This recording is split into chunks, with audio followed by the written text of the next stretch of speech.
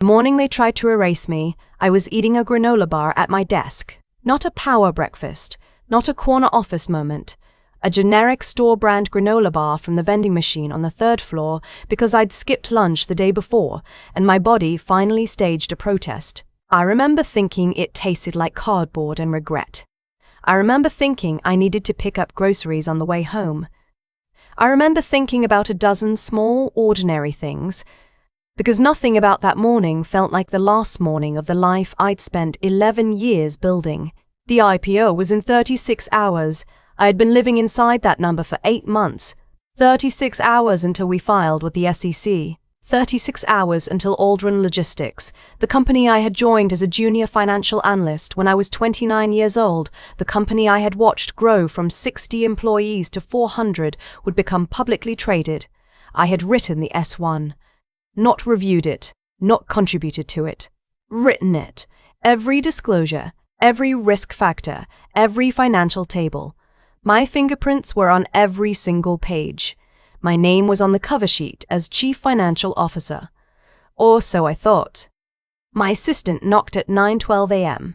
She had a look on her face I didn't understand yet. Somewhere between apologetic and terrified, the look of someone who has been told to deliver a grenade and is hoping it doesn't go off in her hands. She said my name. She said, "He wants to see you." I assumed she meant our CEO. His name was Arthur, and he had a habit of scheduling last-minute check-ins before major milestones. Not because he was anxious, but because he liked the sound of his own reassurances. I grabbed my coffee and my tablet, and I walked down the hall to his corner office, thinking I was walking into one of those meetings. The kind where he nods a lot and says, "We're in good shape" 3 times, and nothing of substance gets decided. I was not walking into that meeting. Arthur was sitting behind his desk. His son was in the room. His son's name was Colton. 26 years old, an MBA from a school his father had donated a building to. He had been given the title of VP of Corporate Development 8 months ago when the IPO process started. And in those 8 months I had watched him attend exactly 4 meetings and contribute to approximately none of them. He was the kind of person who forwarded emails with thoughts and called it strategy.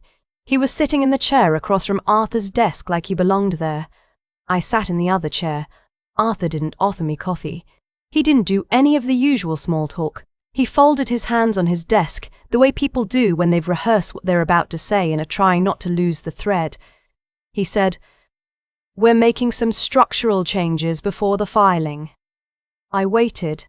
He said, "Effective today, Colton is stepping into the CFO role." I think I actually laughed. Not a big laugh, just a short, involuntary exhale of disbelief, the kind that escapes before your brain catches up with your mouth. I said, "I'm sorry." Arthur said it again.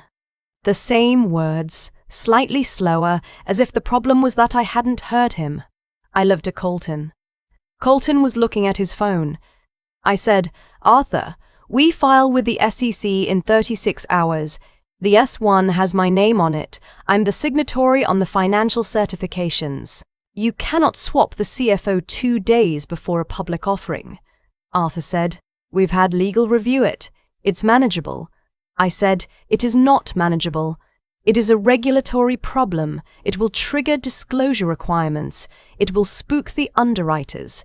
He said the underwriters had been informed. That was when I understood this had not been decided this morning. This had been in motion for a while. They had told the underwriters, our investment bank, the people who were supposed to be my partners through this process, before they told me.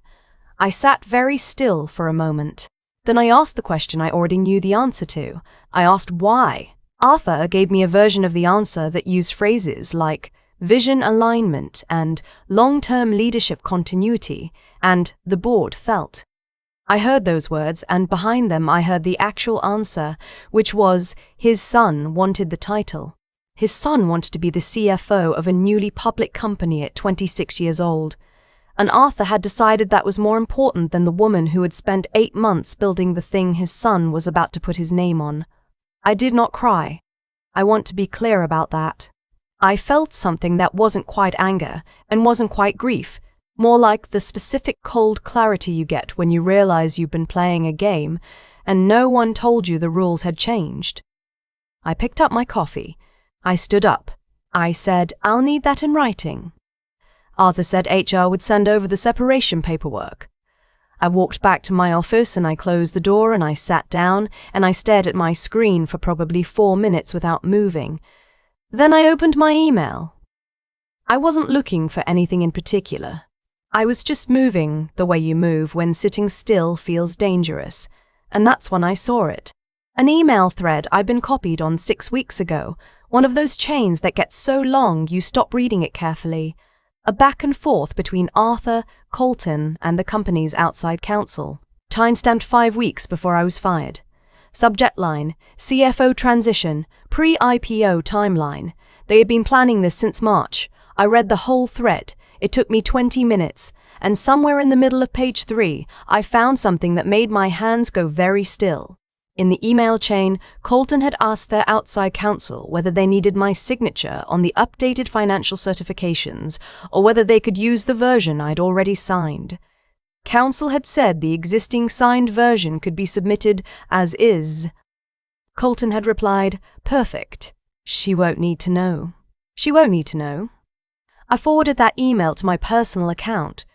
Then I went back through my sent folder, my document history, my revision logs. I pulled everything. Every draft of the S1 with my tracked changes. Every email where I flagged errors that Colton had then corrected in subsequent versions. Except I noticed now, looking carefully, that 2 of those corrections weren't corrections. 2 numbers had been changed. Not dramatically. Not in a way that would make a layperson blink. But I had built those models. I knew those numbers the way you know your own phone number. The revenue recognition methodology on page 47 had been quietly altered. In the original version, we had categorized certain long-term service contracts conservatively, recognizing revenue of a contract period rather than upfront. It was the right call. It was how we'd always done it. It made our top line look slightly more modest, but our accounting look unimpeachable. In the version Colton had filed with the underwriters, those same contracts were front-loaded. It inflated our forward revenue projection by approximately $14 million. I sat with that for a long time. There's a particular kind of stillness that comes over you when you realize that what you're holding is no longer just a wrongful termination. When you realize the thing in your hands is much larger and much more dangerous than you expected. I had been angry about losing my job. I was now looking at something that could send people to prison. I called my sister. Not for advice. She's a middle school art teacher. Her expertise is tempera paint and conflict resolution between 11-year-olds. I called her because I needed to hear a voice that had nothing to do with any of this. She answered on the second ring and said, "Hey, what's up?" in that easy way she has, and I said, "Nothing, just checking in." And we talked for 4 minutes about her cat, and whether she should repaint her kitchen, and then I said I had to go. Then I called my attorney. She's a woman I'd worked with 2 years earlier on a contract dispute. Sharp, no nonsense. The kind of lawyer who returns calls within the hour and doesn't bill you for the 5-minute ones. I told her what had happened. All of it. The termination, the email chain, the revenue numbers. She was quiet for a moment, and then she said, "Don't touch anything else in that system. Send me everything you've already pulled, and don't go back into the office tonight." I asked her what she was thinking. She said, "I'm thinking you need to let me make a call." I did not sleep that night. I heated up leftover pasta at 11 p.m. and ate it standing over the sink and watched the neighbor's dog sit in their lit-up window across the street, and I thought about how strange it is that life just keeps going. Dogs in windows, pasta, street lights, while everything inside you is rearranging itself. My attorney called me at 7 a.m. She had spoken to a contact at our underwriter, a senior managing director she'd dealt with before. She had shared the email showing that I, the signing CFO, had been removed without their knowledge of the underlying circumstances. She had shared the document showing the revenue recognition change and the dates on which it had been made. She said the managing director had gone very quiet. She said he had then said, "We need to pause the filing," At 9:30 that morning, the underwriter formally notified Aldrin Logistics that the IPO process was being suspended pending a review of the financial disclosures. At 9:47, the company's outside counsel emailed my attorney requesting a call. At 10:15, I received a call from a number I didn't recognize. It was the lead partner from the outside counsel firm. The one who had told Colton that my signature could be used without my knowledge. He did not say hello. He said, Ms. and then my name, and he said, I think there may have been a miscommunication about the nature of your departure. I said, there wasn't. He said he'd like to discuss a resolution. I said I'd have my attorney contact him. What happened over the next 3 weeks I experienced mostly in small, strange pieces. Phone calls from my attorney that I took in my car, parked in random lots around the city because I couldn't sit still indoors. Documents that arrived by email that I signed or didn't sign. One afternoon I drove out to the lake near where I grew up and sat on the hood of my car for 2 hours watching the water and thinking about the 29-year-old version of me who had taken a job at a small logistics company because the salary was decent and she could see something in it. Some potential that no one else was naming yet. She had not been wrong. The SEC opened a preliminary inquiry into the revenue recognition discrepancy. The underwriter withdrew from the offering entirely. They sent a formal letter citing material concerns regarding financial disclosure integrity. Without the underwriter, the IPO was dead. The board, the real board, not the version that had signed off on Arthur's plan, convened an emergency meeting. My attorney presented the documentation, the full email chain, the revision history, the timestamps, the communication between Colton and outside counsel that explicitly stated I would not be told. I was not in that meeting. I was at home, wearing sweatpants, eating a bowl of cereal I didn't taste, watching my phone. My attorney called me at 4:18 p.m. She said, Arthur is out. Colton is out.